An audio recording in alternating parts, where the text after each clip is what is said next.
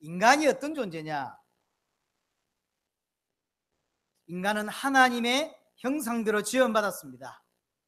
영적인 존재였고 왕적인 존재입니다. 또한 하나님의 자녀였고 그리스도와 비슷한 인간입니다. 그게 인간이에요. 처음부터 인간을 하나님이 그렇게 지으셨습니다.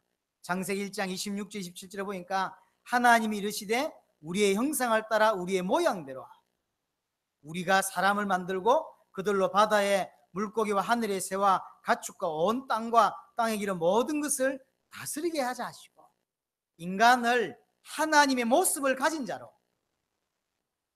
그렇게 지었어요. 하나님의 모습을 가졌단 말은 닮았다는 것이고, 닮았다는 것은 어떤 부분을 닮았단 말입니까? 하나님이 가지고 있는 성품을 닮았다는 거예요. 요한복음 4장에 보니까 인간은 하나님은 영적인 존재예요.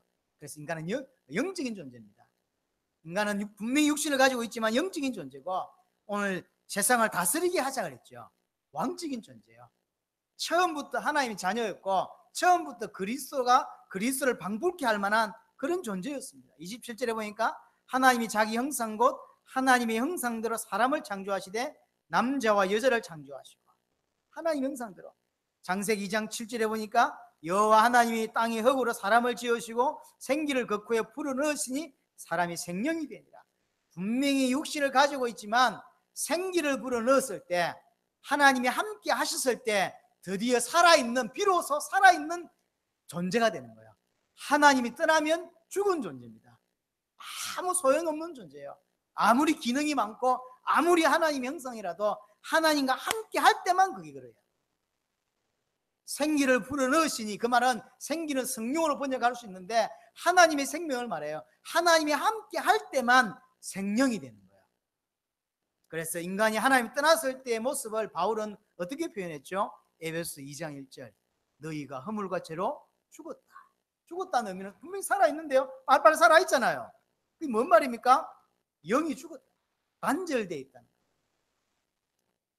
이 하나님의 형상을 가진 인간이, 이 엄청난 축복을 받은 인간이 문제가 생겼습니다. 창세기 3장 8절에 그들이 그날 바람이 불 때 동산에 거니시는 여호와 하나님의 소리를 듣고 아담과 그의 아내가 여호와 하나님의 낯을 피하여 동산 나무 사이에 숨은지라. 이제 하나님을 가까이 해야 되고 하나님과 함께 해야 됐던 이 존재였던 인간이 하나님을 피하고 하나님을 숨는 이런 일이 벌어졌어요. 창세기 3장 10절에 보니까 내가 동산에서 하나님의 소리를 듣고 내가 벗었으므로 두려워하여 숨었나이다. 두려운 기라는 게 없었어요. 근데 두려움이 들어왔고 고통이 들어왔고 그것 때문에 하나님께로부터 숨은 그런 존재가 된 거예요. 하나님과 함께 하던 존재가 하나님을 피하고 하나님께로부터 숨는 이런 일이 벌어졌습니다. 창세기 3장 12절에 보니까 아담이 이르되 하나님이 주셔서 나와 함께 있게 하신 여자 그가 그 나무 열매를 내게 주므로 내가 먹었나이다. 여기에 이제 핑계거리 됩니다. 하나님을 원망하고 핑계하는 일까지 벌어집니다. 이게 인간의 문제 벌써 계속 일어납니다. 창세기 3장 13절에 여호와 하나님이 여자에게 이르시되 내가 어찌하여 이렇게 하였느냐. 여자가 이르되 뱀이 나를 깨물어 내가 먹었나이다. 책임을 전가하죠. 인간에게 문제가 생긴 거예요. 하나님께로부터 도망치고 하나님께로부터 숨고 두려워하고 핑계대고 책임을 전가하고. 5번에 보니까 창세기 3장 16절 24절에 보니까 인간에게 구체적으로 어떤 문제가 발생했는지를 대표적인 것을 설명하고 있습니다. 또 여자에게 이르되 내가 네게 임신하는 고통을 크게 더하리니 네가 수고하고 자식을 낳을 것이며 너는 남편을 원하고 남편은 너를 다스릴 것이라 하시고. 고통이 시작됐어요. 단순히 아기를 가지고 아기를 놓고 아기를 키우는 것이 고통이 아닙니다. 고통이 시작되어서 인간에게는 모든 분야에 고통이 시작됐어요. 대표적으로 가장 고통을 느끼는 것 중에 하나가 여자가 아이를 낳을 때 고통이라고 하죠. 그게 대표적인 거예요. 인간에게 고통이 들어왔다니까요. 낳는 것만 문제가 아닙니다. 키우는 건 더 어려워요.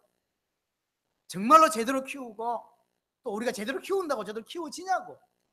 정말로 하나님의 은혜여야 되고 하나님이 역사하셔야만 나와 관계없이 아이들이 제대로 크는 거죠.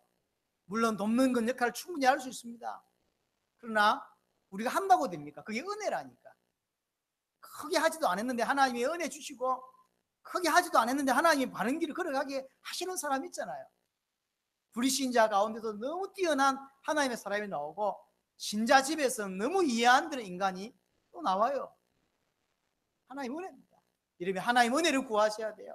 주일날 오실 때 하나님의 은혜를 구하셔야 됩니다. 오늘 말씀이 들려질 수 있도록, 오늘도 복음이 내게 들려질 수 있도록 하나님 내게 계셔야 해달라고, 더 깊이 복음 속으로 더 하나님 가까이 갈 수 있게 해달라고 여러분들 하나님께 은혜를 구하셔야 되고, 일주일 내에 살면서 하나님께 은혜를 사실은 구하셔야 돼요. 그게 맞는 것입니다. 고통이 왔다니까. 그리고는 남편, 아내가 동일하게 하나님을 바라보는 존재로 하나님 안에서 함께 살고, 그럴 때 하나가 되고, 그럴 때 사실은 가정이 축복이 돼요. 그런데 가고자 하는 길이 달라 사실은. 그럼 그 가정이 아닙니다 벌써. 그러니까 남편도 하나님을 바라보고 하나님께 소망을 두고, 아내도 하나님을 바라보고 하나님께 소망을 두고, 이 사람이 가정을 이루어야 진짜 가정이요. 근데 한 사람은 하나님께 소망을 두는데 한 사람 땅의 끝에 소망을 둬. 그러니 안 맞을 수밖에. 행복하기 위해서 결혼했는데 사실은 가정이, 전 세계 가장 큰 문제가 가정 문제예요. 모든 문제의 시작이 가정에서 온다니까. 그렇죠? 그래서 정말로 사실은 결혼이 참 중요하고요, 만남이 참 중요하고요. 만남 하나가 어떤 회사에 취직을 했는데 이게 안 맞다, 그럼 회사 사표 놓으면 되는데, 결혼은 참 어려운 거예요. 참 어려운 것입니다. 하나님 은혜 주셔야 되고, 또 신앙의 색깔이 같아야 되고, 그럴 때만 사실은 하나님 원하시는 그런 가정으로, 의미 있는 가정으로 갈 수가 있는 거예요. 이게 자꾸 이게 안 되니까 남편은 아내를 다스리려고 그러고, 아내는 자꾸 남편을 하나님 위치에 있는 하나님께 소망해야 될 걸 남편에게 소망하고, 그러니까 자꾸 가정이 꼬이는 거예요. 돈 있다고 가정이 행복합니까? 먹을 거 있다고 가정이 행복합니까? 그렇지가 않습니다. 가정의 주인은 하나님이고, 남편도 하나님을 바라보고, 아내도 일평생의 소원이 하나님을 바라보고, 그러면서 서로 사랑할 때 사실은 가정이 되는 것이고, 그 안에 자녀들이 하나의 축복을 누릴 수 있는 것이죠. 근데 이게 다 깨져버렸다니까. 인생 문제, 가장 큰 문제, 그래서 가정 문제입니다. 가정 문제로 시작하니까 사실은 자녀 문제 오고, 그래서 청소년 문제 오고, 사회 문제 오는 거예요. 다른 문제는 다른 문제로 끝이 나지만 가정 문제는 반드시 사회 문제와 연결됩니다. 가정에서 어려움을 당하고 상처를 받고, 이렇게 많은 사람들은 상처를 가슴에 안고 살다가 많은 사람들 고통을 줍니다. 그 시작이 어디냐면 가정이었다니까. 17절에 아담에게 이르시되 내가 네 아내의 말을 듣고 내가 네게 먹지 말라 한 나무의 열매를 먹었은즉 땅은 너로 말미암아 저주를 받고, 땅이 저주를 받았어. 그래서 환경 문제 왔습니다.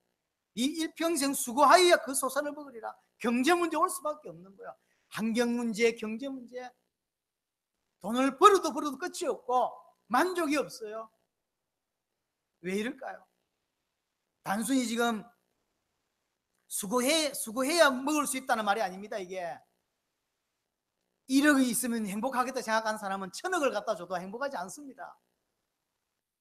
경제 문제, 환경 문제란 말은 돈 없는 사람이 돈이 생기는 게 경제 문제 해결이 아닙니다. 질병 문제 해결이란 말은 질병이 있는 사람이 질병이 해결되면 질병 문제 해결된 게 아니라니까요. 경제 문제 해결이란 말은 경제에서 자유하는 거예요.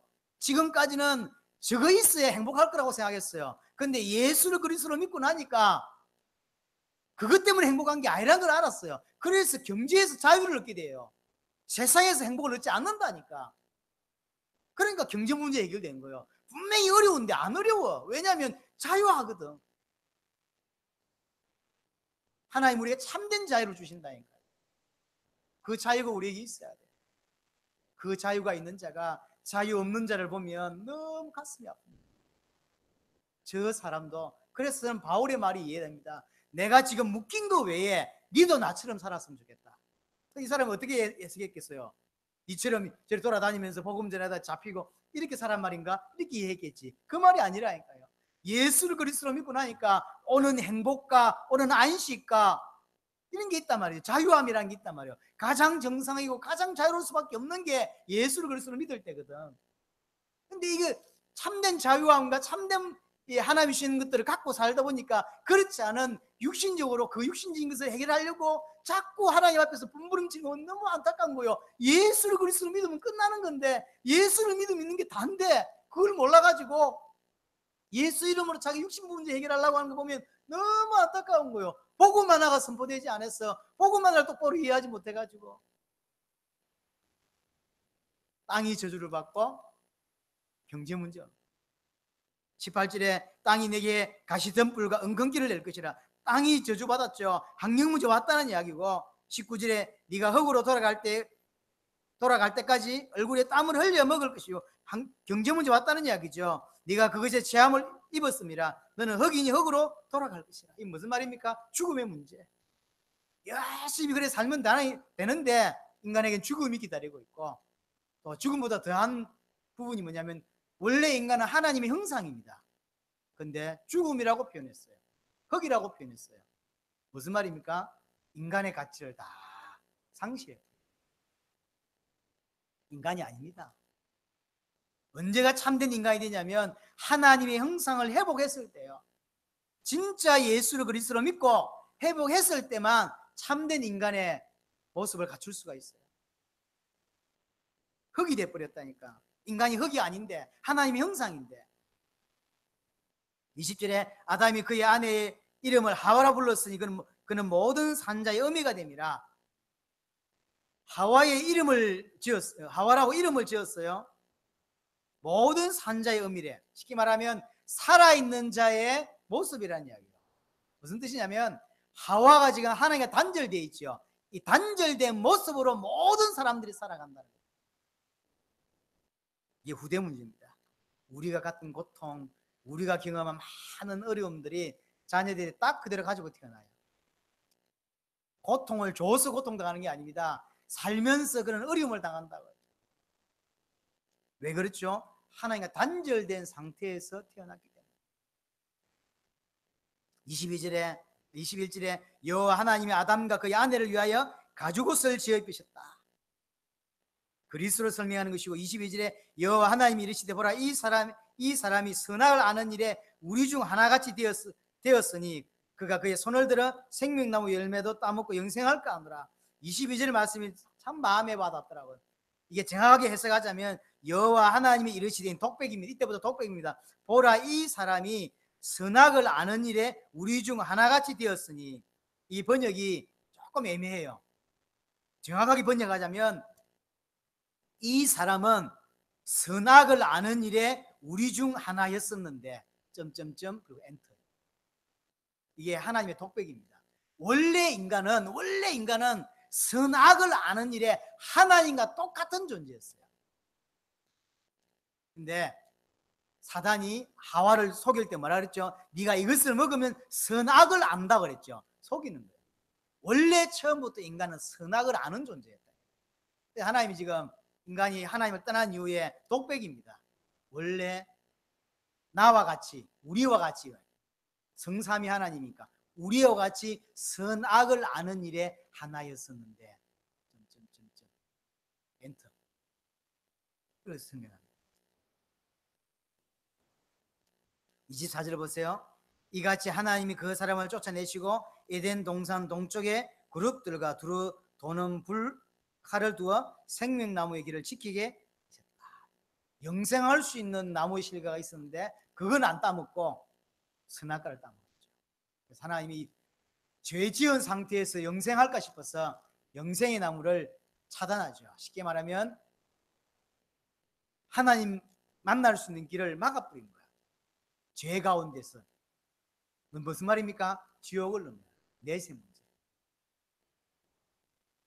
이 모든 문제의 시작이 뭡니까? 창세기 3장 1절에 뱀이요. 이 뱀은 누굽니까? 계시록 12장의 사단입니다. 옛뱀, 사단. 창세기 12장 9절에 옛뱀 곧 마귀라고도 하고 사단이라고 하는 존재죠. 계시록 2장 2절에 보니까 옛뱀이요 마귀요 사단이라고 되어 있습니다. 창세기 3장 6절 이 사단 때문에 여자가 그 나무를 본즉 먹음직도 하고 보암직도 하고 지혜롭게 할 만큼 탐스럽기도 한 나무인지라 여자가 그 열매를 따먹고 자기와 함께 있는 남편을 주매 그도 먹은지라. 불순종하죠. 언약을 어기게 됩니다. 죄가 뭐냐? 언약을 어기는 것이고, 그래서 그 결과 창세기 3장 23절 24절 여호와 하나님이 에덴 동산에서 그를 내보내어 그의 근원이 된 땅을 갈게 하시니 이같이 하나님이 그 사람을 쫓아내시고, 사단의 역사로 언약을 불순종하게 되었고 그 언약의 불순종함으로 인간이 하나님을 떠나게 되는, 하나님과 단절되는 일이 생겼습니다. 그래서 하나님을 떠난 인간에게 하나님이 다시금 해결책을 주셨습니다. 창세기 3장 15절입니다.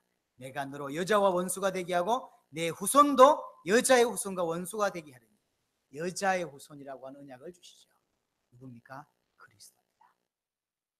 이 그리스도로만 하나님을 다시 만날 수 있고 그리스도로만 인간 문제 해결할 수 있습니다. 여러분에게 정확하게 그리스도가 깨달아지고 믿어지는 은혜가 있기를 바랍니다. 아멘.